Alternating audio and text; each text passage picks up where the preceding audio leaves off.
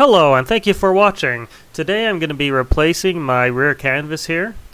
As you can see, I have a brand new black canvas from Breton Industries. Now this canvas came in black, whereas the canvas I'll be replacing was tan and painted black. It also has a very worn out rear window, which I'm very excited to have an actual transparent rear window.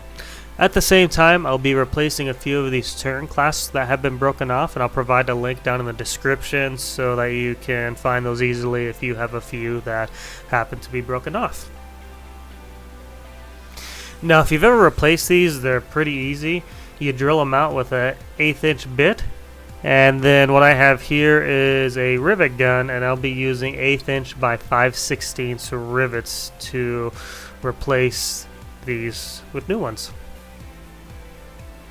Now, I've been following my videos for long. You may remember that one of my first videos was securing the rear canvas, and what I did is I used a piece of Velcro here and I attached it to a piece of flat steel that I used self-tappers to attach to the cargo bed divider there. This piece, the fuzzy piece, was on the back of the old rear canvas and it held up really well for 3 years.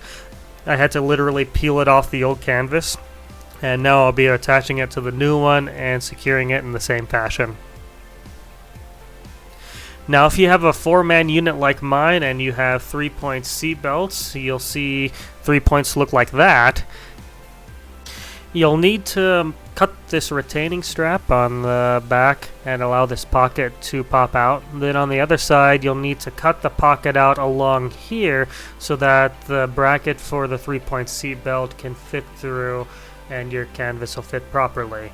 Once that's done, you just attach that last turn clasp there, and with everything installed correctly, that's what it should look like. I'm very happy with how it looks. I'm very happy with how much better it functions, and I'm very happy with how much clearer my rear window is. So this project turned out great. It really gives a facelift to my Humvee, and yeah, looks awesome. So thank you very much for watching. If you have any questions or comments, feel free to leave them in the comments section below.